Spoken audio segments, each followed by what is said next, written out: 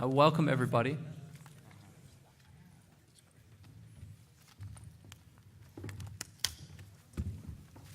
I think we've got everybody in, so maybe we can get started. I think there's a bit of a smaller crowd, so we should be able to have, hopefully, a lively discussion. We're here to present about the potential of blockchain or distributed ledger technology in the implementation of low-carbon technology, not necessarily technology, but the tracking of carbon. My name is Alex Anich. I work for Clearway Energy Group. Most people haven't heard of us because we've just recently been spun off as the renewables business from NRG Energy. And at NRG Energy, I worked as the portfolio manager for their renewable energy certificates. And for the last 2 years, I've been working on a blockchain distributed ledger technology platform for managing renewable energy certificates. Not too dissimilar. It's the commoditization of some form of energy attribute, or in this case, an environmental attribute. It can be carbon, it can be whatever. And I've been asked to moderate this panel. I have a great group of panelists here. And we have Kathy Bonini from IHS Markit. We have Jeff Cohen from Expansive. And we have Rachel Mock from the World Bank. And I think I'll start off just quickly, and because we've got a small room, can people kind of give me a show of hands who's maybe has some knowledge of blockchain? And keep your hands up if you've actually worked with the technology or maybe done a pilot project or have been looking at it in some form of detail. Okay, so we're like 10% of the room maybe. That's reasonable. We're a relatively small room.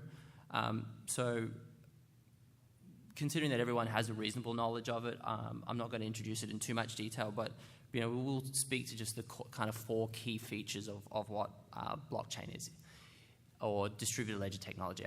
The first part of it is that it's a distributed technology for managing data. Most people would think of databases. This is an alternative way of moving away from a centralized database to a distributed database sort of structure.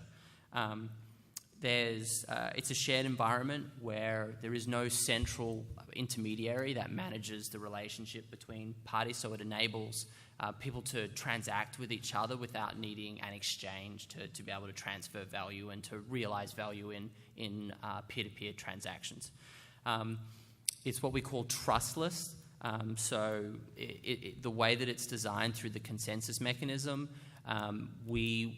through the process of agreeing on the state of the ledger, we basically secure it by having a minimum amount of agreement that's there, and the ability to change it requires a certain amount of agreement as well. We can go into more detail about consensus mechanism, but that's the technical component of it that really makes blockchain or distributed ledger technology what it is this agreement process on the state of the ledger. And that ledger itself is immutable. Well, it's technically not immutable. It can be changed, but because you have it distributed across a whole different set of locations, if it does get changed in one place, you can see that change and everybody can agree to go back and look at that change. And that differs from a database typically where you can, if your database is hacked, data can be changed and there's no trace of it because there's only one copy, or maybe there's a dual database structure. So I'm gonna kick things off, and I'm gonna ask our panelists to introduce themselves, and we'll start with Rachel, and maybe you can introduce some of the international climate policy space. Sure. Hi, I'm Rachel. I'm based in DC. I work at the World Bank Carbon Markets and Innovation Practice. So I come from the policy perspective, and I work on a broad range of piloting activities for the next generation of markets, specifically on Article 6. Which is actually interesting, being in the North American carbon world, to explore potential synergies between that. So there are 2 challenges that we are focusing on. The first one is there's a lot of excitement and interest in carbon pricing and climate markets. There's around 50 carbon pricing initiatives around the world, including carbon tax or ETS systems, but there's way more than that. We see renewable energy certificate schemes, energy efficiency schemes. These all have very different structures, legal frameworks, technologies, which makes it really complicated to try and link them together bottom up. And the second challenge or issue topic is Article 6 of the Paris Agreement potentially allows countries to link these schemes at a bilateral or plurilateral basis by allowing countries to internationally transfer mitigation outcomes. And that's really exciting, but again, there's a lot of challenges there when we think about linking bottom up, and also the need to do the required accounting work to make sure there's no double counting and things of that sort.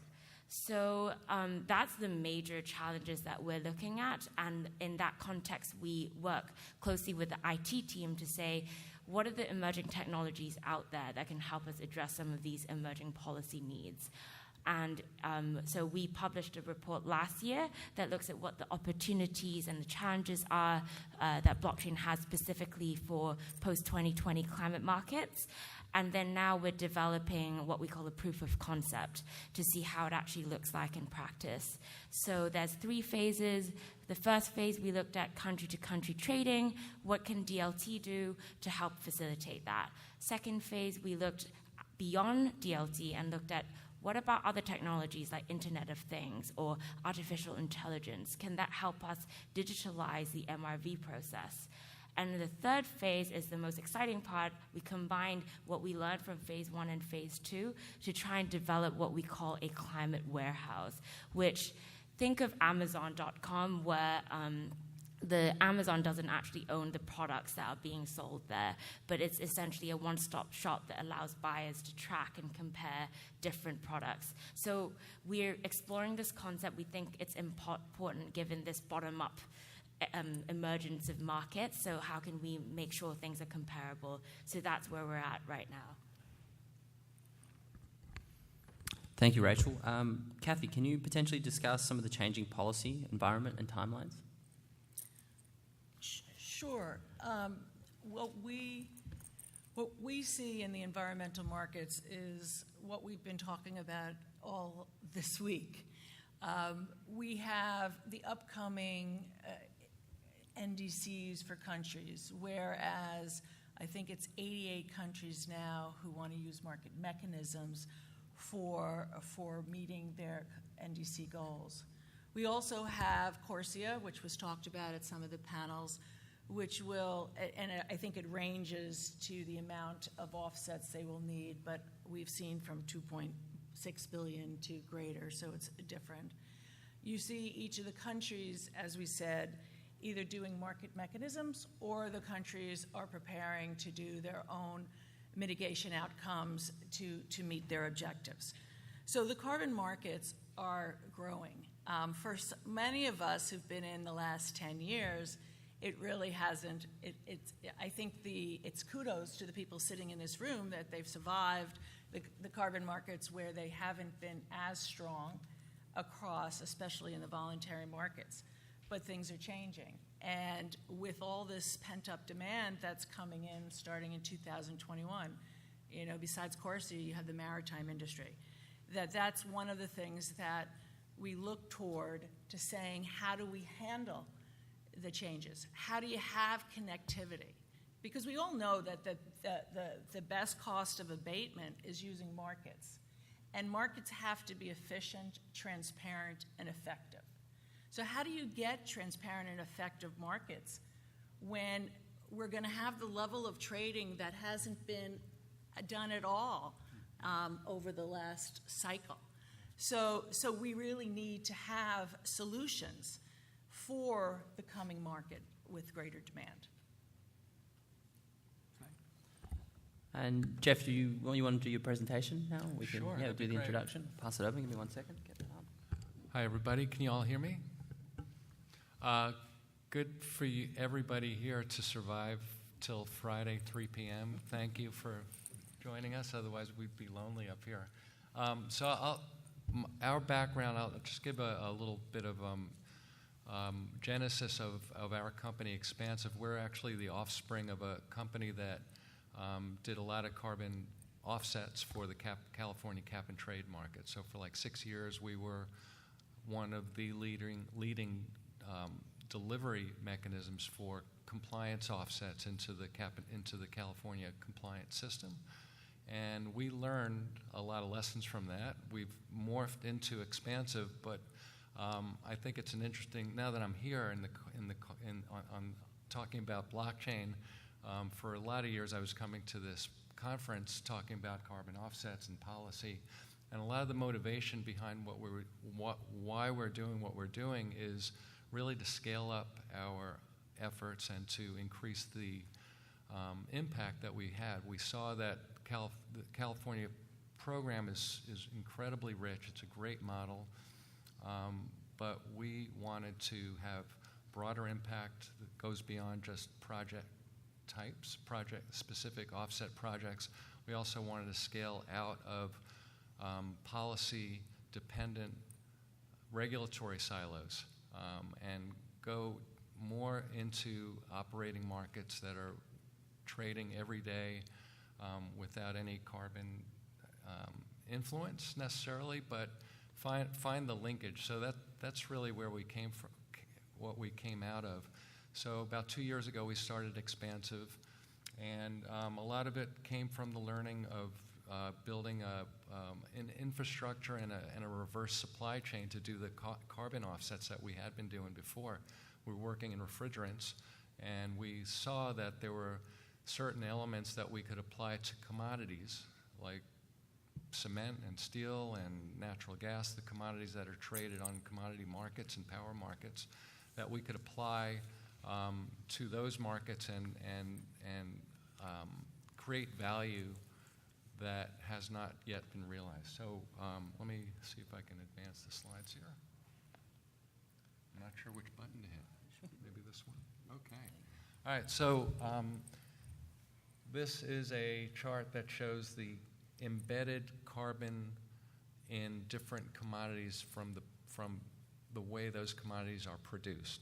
This is not life cycle impacts. This is really what the carbon and greenhouse gas emissions associated with producing different commodities. So the top is glass, and the bottom is oil and glass. And in between you have beef, rice, corn, soy, palm, plastics, fertilizer, cement, iron, and steel. These are examples of commodities that are, by definition, priced exactly the same. They're priced according to an index, so there's no differentiation in the market on pricing, but they have much different intensities in terms of greenhouse gases, or it could be water, depending on how they're produced, right? So this, let me skip this one. So on the left is a graph from the Oil Climate Initiative that was done out of Carnegie Institute with input from Stanford modelers and University of Calgary. And I don't know, you probably can't see the details, but the green bars are the upstream methane emissions associated with different, for each barrel of oil from about 30 or 40 different well fields around the world. You can see there's a 80% variance depending on where that oil comes from and how it's extracted. So a barrel of oil is going to sell for the same price no matter where it comes from, but yet the carbon intensity, in this case reflected in its methane emissions at the point of extraction and refinement, can be much different. So that differentiation is not currently recognized in commodity markets. So we built our platform with an idea that a barrel of oil is not necessarily a barrel of oil, and it can be far different environmental impacts if you have the right data and the right certifications layered on top of that. So one of our initial focuses on natural gas, and just like that barrel of oil, a BTU of natural gas, conventional natural gas, can have a much different carbon intensity based on how much methane is emitted in the form of fugitive emissions at the well pad and the above ground infrastructure, and how much flaring is done at the well pad. So we're collecting data from thousands of wells in North America and converting that data through our platform into digital representations of the underlying physical asset. So a BTU of gas will be assigned a methane intensity, for example, based on the primary data and based on additional information that we're collecting. So that would include secondary data, so reports from the well, from the producers to government agencies, for example, or to their customers.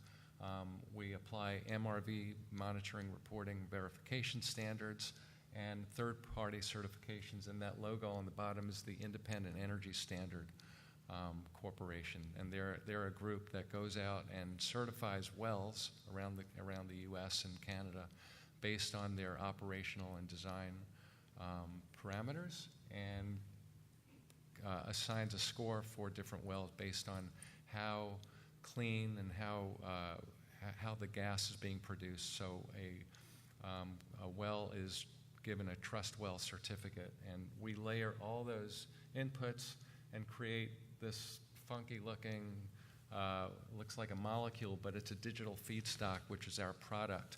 And that digital feedstock, all those bubbles coming off it, are the different attributes associated with a given, in this case, BTU of gas. So you can have a methane intensity, you could have water attributes, there are conventional pollutants, VOCs, et cetera, all of that springing from the data that we're collecting and contextualizing. And that digital feedstock product is now available in markets, right? So the attributes, the system is built on creating attributes that can be transacted and ultimately recognized and retired by end users. So we're partnering with CBL Markets, who you see up here. Our relationship with them is we're developing new products with digital feedstock as a backing for that, and CBL is making the attributes and the products available to their base of customers around the world. So we're really excited. This is the first time that we're connecting underlying production data from commodities into tradable contracts. And I'll leave it there for now. I think I have a couple other slides, but we'll stop right there. Thank you. So that was a great presentation, and I think you really outlined, what your product is and as a new product that it brings to the market, something that was a gap that was missing, or maybe a problem that that the market needed solved, and distributed ledger technology. It's often criticized, or blockchain is often criticized as as a solution looking for a problem, and so quite often, just the nature of the way that the technology kind of entered the world, it was this great new solution, and everyone thought it's going to solve every problem that they throw it at. And mostly, when you want to solve a problem, you really want to have a clear problem statement first, and then look for a technological solution that can potentially solve it. And so, maybe Jeff, we can continue on seeing where we're there. How did you arrive at distributed ledger technology as the solution to your problem, maybe versus some other technology? When we conceived of this, we thought that we were going to be dealing with metadata, which we actually are. I mean, for each well pad, there could be millions of data points that are coming in that we're onboarding. So we had to look for technology that could very efficiently onboard, ingest, contextualize a lot of data, and turn it into a file, basically, that can be then put out have utility in markets. And we're not a blockchain company. We don't have a blockchain internally, but we are using elements of distributed ledger strategically, because if we tried to develop our own blockchain in 3 months, it would be the wrong thing. We understand it's a new technology, but we are using elements of blockchain. So the ability to have computational efficiencies on top of metadata, and then have functionality that allows, for example, smart contracts, automated contracts, and scalability into commodity markets. I think that was the appeal of using elements of distributed ledger. And the transparency, that molecule I showed you, all of those bubbles have what are called hashes, which are basically long serial codes or fingerprints. So each attribute has a hash, and that hash links back to the raw primary production data. So we create an audit trail, basically. So depending on who is participating, you have assurance that that attribute, that product, has a link to actual data that can then be audited by a third party or by the customer. That's great. Thanks, Jeff. Yeah, that's a great explanation of the utilization of the technology and how you're adapting certain components of DLT to solve your problem, and maybe not just using everything, because I think that's the way that we're starting to see a lot of the proof of concept projects happen. Maybe, Kathy, you want to speak to a little bit about your problem statement and how you're looking at the solution? Sure. As we discussed, markets are growing in environmental markets, and we anticipate that starting in 2021 will go and explode. So what is important about markets? Markets help lower the cost of abatement. And what do you need for markets to grow? You need efficiency, transparency, and trust. So what happens when we go beyond and start to be more connected? Linked markets are more effective than non-linked markets. So we see the challenge for environmental growth is the issue of double counting and double claiming. You have countries that have projects that have been developed, and those credits can be utilized in their country or beyond. The countries right now don't really have a clear view of what's voluntary versus what's compliance, and there's a chance of double claiming. What is double counting? Double counting can happen in two ways.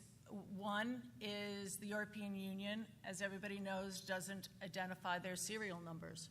So if something gets canceled off their program to go to another new program, there's no really way to determine that has been canceled effectively and not relisted in two places. You also have programs that the project, without checking, there's good solutions within individual types of registries. There's good solutions within certain networks. But when it starts to expand, that's where the usage of distributed ledger technology helps solve these problems of double counting and double claiming. And I'll start from there because I know other people have some comments. Yeah, maybe Rachel, you want to provide some insight into that from your perspective at the World Bank? Yeah, absolutely. And I think a lot of the problem statement kind of aligns with what Kathy talks about, the idea that we do want carbon markets to continue to grow, especially, post-2020.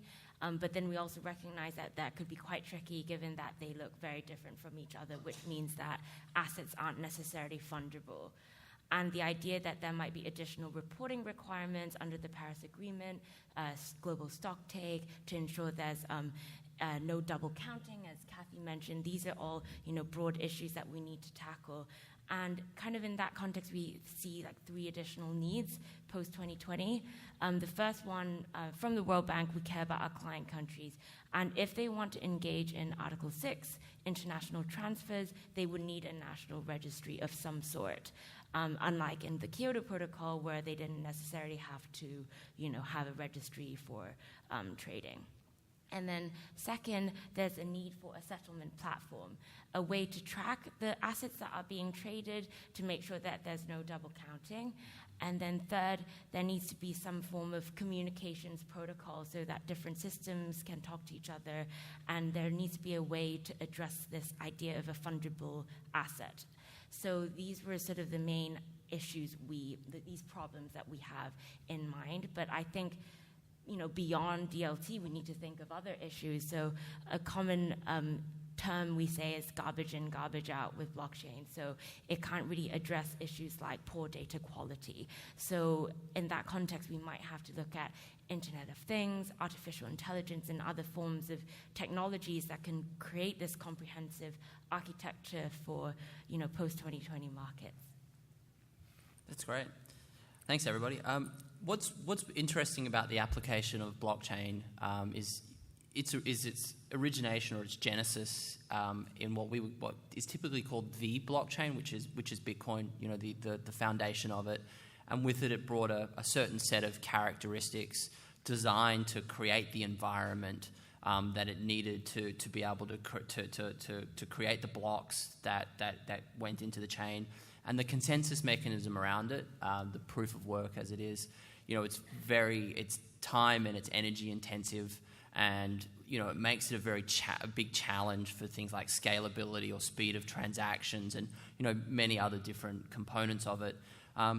When we're looking at moving or applying that technology to the energy space or to anything that's related like the carbon space, there's certain things that have to be changed there, and maybe Kathy, you speak to just about that difference, the change that has to happen, or the difference between what people generally see as a blockchain versus what we're really seeing get rolled out in proof of concepts and other elements in terms to solve various problems.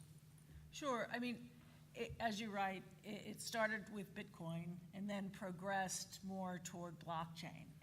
And you've just identified some of the issues on blockchain to use for this type of market.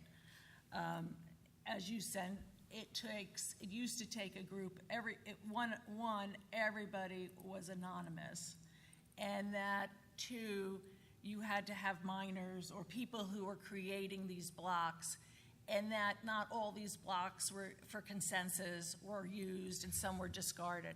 So it was very energy inefficient to use blockchain, and as well as the component that you have a huge amount of community wasting some of the things that they were doing. They create, what it is that when you create these blocks, there was a whole series of miners, and then some of that is used for consensus, but some is thrown away. So you have a lot of energy inefficiencies in blockchain. Distributed ledger or enterprise DLT takes away or adjusts some of those for the financial markets. So for example, you have consensus, so anybody who has to be accepted. So it's just like if you have 500 accounts on your registry, you would have 500 clients on which have access to this ledger. So you don't have, and you can remain, everybody is known, whereas blockchain is anonymous. On DLT, everybody is a known and have gone through the KYC processes.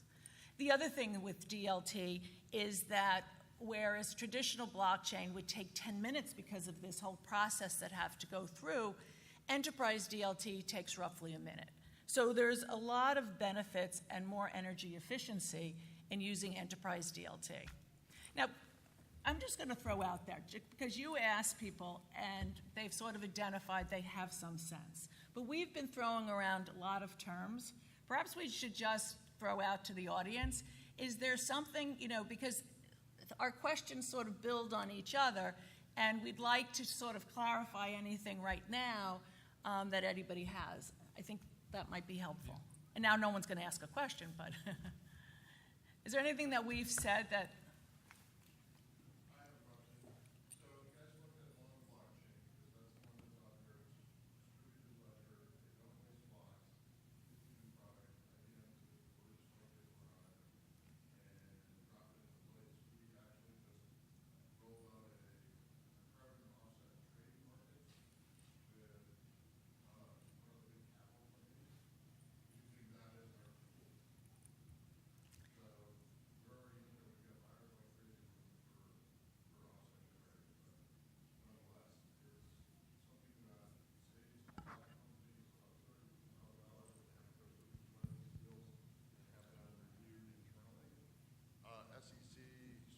On the platform also, so we're sort of there as far as next steps. Right now we're working on a futures market. And I think Kathy and I will speak to this a little bit. What I found was interesting that you said that you're saving money on basically on the transaction costs, right?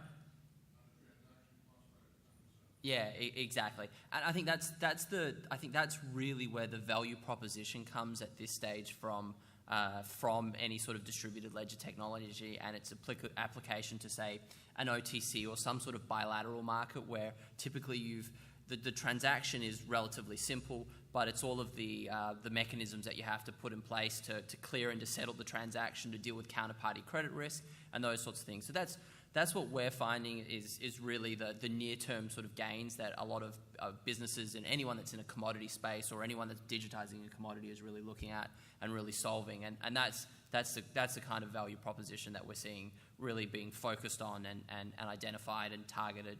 And I guess the question really is how scalable across the market is it? I don't mean in terms of the technology itself. I mean how do you get adoption? How do you get a network effect? Those sorts of questions are the next big challenge for it, because there's lots of proof of concepts, and we've seen many different technologies come out.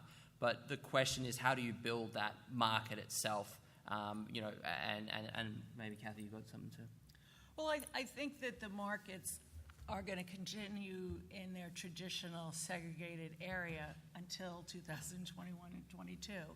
When all of this increased demand and people then are doing ITMOs, international transferred mitigation outcomes, where one country can transfer to some of their credits to another country. And as you said, one of the biggest cost savings will be on the settlement. Right now, if you think of when you send cash to somebody else, it takes a few days to process for your bank, and then it's a few days to receive, and the whole process is timely. Whereas if you digitize cash, and you do position settlement, you can save effectively lots of money. My background is we are going live this year digitizing cash for the syndicated loan business, which is over $1 trillion. And effectively, we're working with 8 banks, and we will be live by the end of the year. It has taken us, as to your point, 2 years to build an enterprise technology basis that allows us to have the certainty and the support and the credibility for this marketplace. And we just see that leveraging that type of technology, both for the settlement action, but also for the meta-registry idea that the World Bank and myself has been talking about, having connectivity above all registries to actually be able to create a ledger for each country to see what happens within their country and what transfers. Can I? Yeah. Yes. While we're talking about time, one of the frustrations, challenges in doing carbon offset projects is the amount of time between getting approval for a protocol, which takes 2 years, 3 years sometimes or more, to doing the project, getting the financing in place, getting the project verified, and then registered and then sold, right? All those steps are based on analog, kind of, in some cases, antiquated systems. So one of the realities of the world we live in is everything's getting digitized, right? And we wanted to help propel the digitization of the commodity sector. I know it's a crazy big statement, but we thought this would be one of the vehicles to do that, is by creating a value that has not been realized in a fairly, very traditional industry.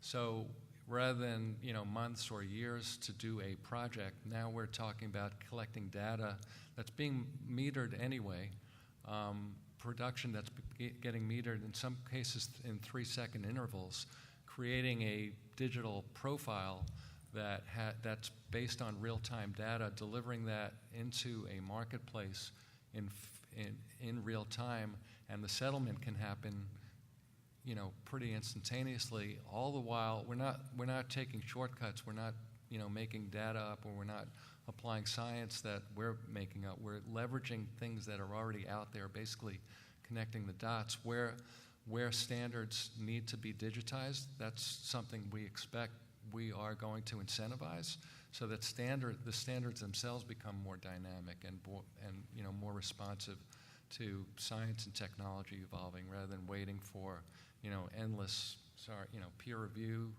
of standards and things like that. That was my career for a long time before, so I know that well.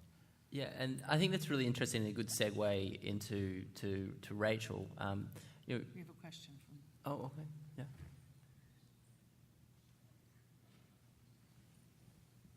He's going to yell at me. Craig, don't yell at me for anything I just said. I apologize. No, I'm one of those that did not raise his hand at the start because I'm trying to understand this concept and the whole notion of distributed ledger and the efficiencies involved in having, once data's there, I think I grasp the advantages there. What you just said, Jeff, there are a lot of efficiencies with rapid data transfer. What was still mystifying me is the quality control aspect around this. We've got a lot of meters, we've got a lot of technology out there.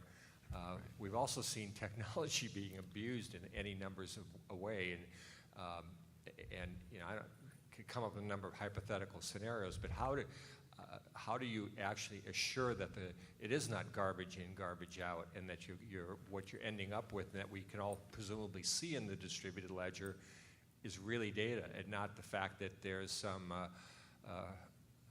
orchestrated fraud going on. Let me just leave it at that. So who Maybe- wants to... Maybe I think we're all ready to answer that one. I think Go ahead. maybe Rachel can go, because I know we were talking about MRV from a World Bank perspective for data that you're going to have coming into your system, and as kind of our regulator body, organization that you are, maybe you can speak to your perspective on how you're seeing the adaptation of blockchain technology to solve precisely what we was asking. Absolutely, and I think that this is a question that goes beyond the technology itself. It's just a technology that helps secure the transaction of data, and as you pointed out, it doesn't really address the quality of the data. And because I come from a policy perspective, what we think is really important is actually looking at the broader picture of the governance framework and ensuring that there's the right, procedures, regulation in place to make sure that that's not the case. For my World Bank, the climate warehouse that I talked about, at the first phase, we're going to just use World Bank operations.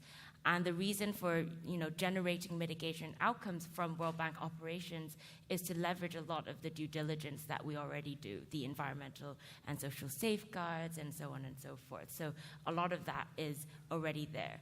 And another thing, I think, again, it's an answer beyond blockchain, is we think it's important to develop and enhance independent assessments, kind of analogous of credit rating agencies, in the sense that we think that assets are looking increasingly different from each other, and there needs to be a way to make sure that they're a bit more comparable, so that when you look at an asset, it's not just a ton of CO2. You actually look at the design of it, the financial structure, what's the relative risk associated with that asset as well. So I think my answer is more beyond the blockchain. I think it's just one technology, and as I mentioned before, there are other technologies that we need to look into as well to address these issues. And for our team, we're mainly focusing on Internet of Things and artificial intelligence as potential complementary technologies for this.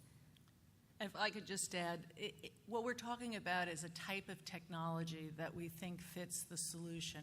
It doesn't replace what needs to be done from a policy perspective or a regulatory perspective or approval process. Right. You build that into the smart contracts. What we're really talking about is a way to make efficient reporting across all programs, as well as being a jump start to financial settlements to be much easier and more cost effective as the markets grow. I agree with Rachel and Kathy absolutely that the blockchain or distributed ledger is a tool. I think it enables actually more data integrity ultimately, because you're able to process a lot more information a lot quicker. So anomalies can be detected in real time, for example. So our platform, there's two layers of data integrity in what we do. So one is the technical platform itself. So only certain things can be changed. It's, not to get into too much detail, but on the input side, the data that's coming in, to make sure that it's not garbage, we have 4 layers of checks to screen out data, and we do some data analytics that identify anomalies and spikes that look weird, and we compare that to historical data or second tier data or third-party certifications. The producers that are providing us the data also have to demonstrate that their data is true, right? So they have to provide third-party certifications and attestation. So there's a multi-layered approach to our platform, and I would assume anything that's going to hit the market where you're leaning on buyers to pay for this new product, you have to have very high levels of data integrity. I think that's a good segue into the discussion of governance. Did someone else have a question first? Yeah. So how similar or different is what you're suggesting versus in the natural gas and electricity sales business? You meter natural gas and you meter electricity during the month. Then at the end of the month, there's a cutoff period, and the buyer who's been getting the data real time at the meter sends you a check. Right. How different or similar is what you're suggesting to that situation? So the meters I'm talking about are at the well. In the case of natural gas, it's at the well pad, and those meters are running continuously today as part of the sales contracts, right? The oil and gas producer is getting paid for delivering volumes into the pipeline based on that meter data. So we're using the same data. Currently, that information, all that information that's being used, is not really being utilized other than by that producer at that facility. So we're creating a new value stream, or a new product, basically based on that existing data, layering on other information that can differentiate that natural gas from other natural gas that's being sold every day as well. If that natural gas is produced in a way that has a lower methane leak rate, for example, that producer would get a premium in the system that we're doing. And I should have mentioned that the natural gas is just a proof of concept, really, for us, a use case. The same platform we've designed for any commodity, so it could apply to palm oil, for example, or cement, or any other commodity where you have data and certifications that enable some type of differentiation.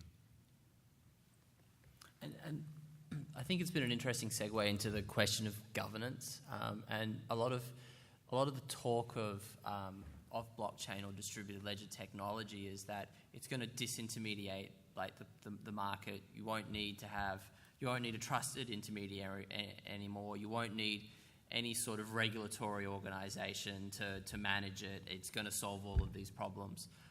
But the reality is that probably that speed, people were saying that like 2-3 years ago when things were just getting started, they were really big on talking it up. I know they were talking, about the not needing, an ISO ultimately, or, not needing a tracking system operator. And the reality is that those governance organizations are still an important part of it. And what you've seen is that actually the tune of these people has really changed. We've always been saying, hey, we should be adapting this technology to implement it within the governance structures and the regulatory frameworks that we have, because the inertia of those areas are really difficult to cope with, and they're driven by policy and politics and a whole bunch of other things. So if you can adapt a technology that can really, implement governance as it currently is by bringing maybe one of those entities on as to work within the structure or to work along that framework, then you've got something that's actually not only able to replicate what's happening there, but hopefully is adaptive to any changes in governance or regulatory policy as well. And that's what we've really found is one of the most important things is if anyone's really speaking to it about building something that they do really, particularly in the energy or in the carbon space, speak to governance. So maybe Rachel, do you want? I know we kind of touched on governance a bit before in the last section, but maybe you want to speak to how the World Bank is thinking about governance in a blockchain world. Yeah, absolutely. I mean, I think it's still for us at the early stage, and we're still really at the early stage of working with the IT team to work on the workflow. But I think in general, the broader ideas we have, and we've done a lot of analytical work on this for carbon markets, is the idea of carbon clubs. I think maybe some of you here are, aware of this concept, and it's very much in play in a lot of carbon markets. The idea of a club of like-minded countries and market players that come together, agree on a set of rules for trade. And that's a broader analytical work that we have been very interested in, and we're further exploring that as a potential option for governance, especially when we look at the current state of markets where rather than a top-down global market, we see an emergence of decentralized markets. So how can we make sure that the assets that are traded isn't junk? What is the eligibility criteria? How can we make sure they're comparable? And these are the sort of broader ideas that we are exploring. I think in the sustainability world, a lot of things revolve around audits after the fact. Looking back at transactions and seeing how those transactions have happened and really auditing the whole end-to-end process. And when I think of DRT, we're now taking a technology that removes a component of that audit and really engenders it in the nature of what it is, whether it's a chain of custody or something along those lines. Maybe, Jeff, can you speak to a little bit about how you guys are thinking about the governance or audit or auditability of your platform or your transactions or anything along those lines as it relates to governance? I know you had for third-party data, you had IES in there, right, and that's like one consideration. But your platform itself, how are you really dealing with that nature of governance or even audit? Yeah, I think I mentioned it a little bit. So on the platform side, on the technology side, we have what's called an append-only, one-way append-only record of transactions. So once the data is converted into a digital representation of the commodity, it becomes an immutable, unchangeable, encrypted fingerprint. So no one can mess with that fingerprint once it's created. There can be amendments or add additional information made to that, and the way we do it is through these graphs, and you asked about that before. Or the hashes rather, excuse me. So that's one layer. Then the other are the other things I just mentioned. I think to Craig's question, we use I'm not trying not to use too much jargon, but it's all in my head now. The edge source optimization, that's a blockchain lingo for making sure that the inputs are not garbage. So edge source optimization, it's the edge of the block. So the data that we're getting is as close to the point of production. So in the example of natural gas, it's the meters at where the gas comes out of the ground, and they're running in accordance with government specs and API specs and calibration and all that, so that the data is as true as possible. So that's one, the first entry point for our platform. And then the other is, we work with the producers to get like the baseline of their operations. So we have schematics and diagrams of their operations. We know where all the meters are. We know where all the sensors are. We get regular inputs on hydrocarbon composition, and all of this information is bundled up. So we have all these checks and balances, I think, that we've built in, and hopefully, this approach, not the exact specs, but this approach and this concept gets ingrained into the Article 6 implementation as it develops. So an ITMO becomes, assuming we solve the double counting, double claiming problem, ITMOs become truly, the currency for carbon around the world. No, I think they pretty much covered it. Great. I guess we'll open up the floor again to questions.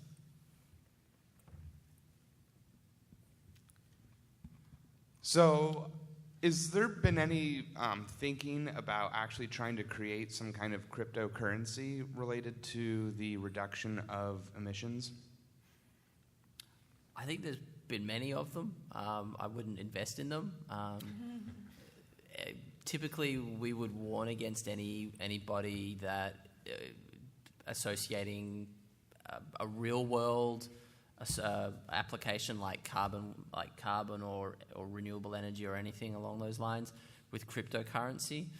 The particular issue that we have as an organization is that we have no ability to manage the price risk of that cryptocurrency. So if it's traded on some exchange and that becomes we have no control over. We have no control over who's defining how the consensus mechanism behind it is set or changed, so what the governance of it is. And typically cryptocurrencies through ICOs are some form of fundraising, usually for a project or for an idea, not after the idea is done, but actually based on a white paper. There have been dual token structures. I think that's one that we've seen a lot. I know in the energy space we've seen it, maybe not related to carbon, but there's definitely things like solar coins that are out there. The solar coin is actually, it's not even a crypto, it's actually built on, it's using the megawatt hours that are produced from every solar facility in the world just to define a currency like a gold standard. There's many different ways that people have looked at these things, but when we start to analyze the volatility of those underlying currencies, it's unmanageable. I mean, we already deal with enough risk in all the other things that we do in managing our businesses. Why would we introduce a very large unknown risk to our portfolio unless there's some controls around it? But typically what you find is that the underlying commodity, its value is determined by the supply and demand for it, or the policy, the enactment of the policy through regulation. So I typically associate cryptocurrency with ICOs and with non-real world applications in that sense. It's a disconnect in that from what we've seen. I've seen different proposals of ways to utilize DLT blockchain from a variety. I run an environmental registry that supports multiple programs, and everybody seems to be coming in with some way of either wanting to digitize a cup of coffee and adding a few cents and utilizing blockchain to get that few cents to acquiring different carbon credits, to taking carbon credits and wanting to digitize them. But you can't really do that because in most of the programs, the credit is only a credit if it's existing on the registry. So I tend to think it's the new area that, albeit we're a strong proponent of using enterprise DLT, and we'll be creating a registry and different things in that technology to offer to our clients, because I'm a strong believer that it is the wave of the future. But alternatively, it's also potential for fraud. I do think that people just throw around the word that they're having this great new program and they're going to do this and this and this. All I suggest to people is listen to it, read what they write.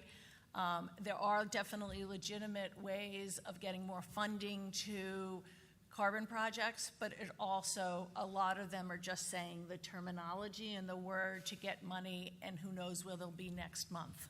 Yeah, we when we go to our energy blockchain conferences, we play what we call the catchphrase game, where people come in and they're like, we're going to be the internet of energy, and we're going to be the internet of carbon and things like that. So yeah, we always caution. We've seen a lot of. I think we passed the peak of that sort of phenomenon. It still hasn't disappeared. Yeah, you're right. It was strong last 2 years, but it still hasn't disappeared. Any other questions?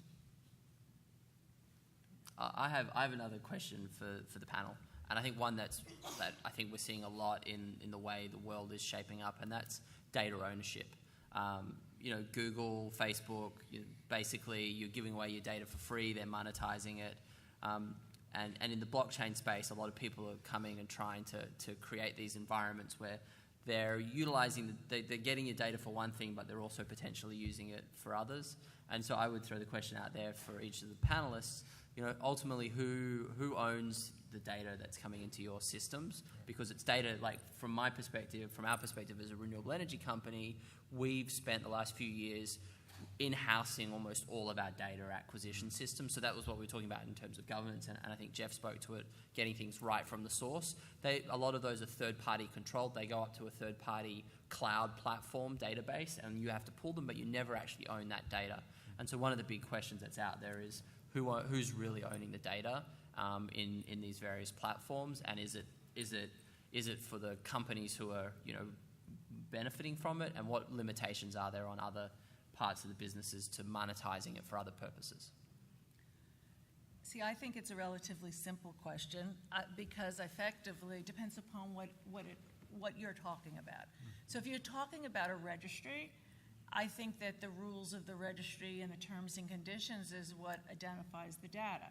So for most registries, it's the standards body that owns the data, and they license effectively the registry to be able to use that to operate their role. So I think that's pretty clear cut. I think that maybe in your business it might be a little bit different, but we're not getting rid of it. Again, it's a tool, it's not the terms and conditions. I get your point on blockchain or Bitcoin, but I think if you use it for certain of these types of situations or use cases, it's very clear who owns the data. And for our work on the warehouse, which is basically like a meta registry, we are essentially mirroring existing data from other registries. That's the idea, is that the kind of like we're just reflecting information from other registries. So in the outset, we don't own that data for the warehouse. But then again, I think I agree that it's the terms and conditions that would matter. And for the World Bank, how we started to look at it is each year we select 5 World Bank operations, and then we look specifically on a case-by-case basis who owns those mitigation outcomes that would be generated. Is it a government-owned project? Is it a private-owned project? And a lot of it would really depend on the country's own jurisdictions and how they would agree on the ownership of the data themselves. Yeah, for us, that's a key question. I agree with Kat, and for us also, fortunately, it's a simple question. It's fundamental to our business to incentivize producers, commodity producers, to give us data. So unless we can assure that that data will remain confidential and secure, according to whatever their needs are, that we're not going to get any data to make this thing work. So the producer owns the data unless they want something else. We create attributes or digital representations that become part of the platform that other participants have visibility into, but the underlying data is never revealed. It's really just the hashes or the attributes that people see and hold and transact, and but that is a fundamental question. That's great, yeah, and I think that's what a lot of thought has coalesced around with this platform and this technology, is that it can protect data and protect ownership rights, and that's what's really great about it. And good platforms are implementing that protection. Yeah. So thanks to the panelists, everybody, and thanks for coming. I thought it was great, and I guess that'll wrap up the whole session. Thanks. Thanks.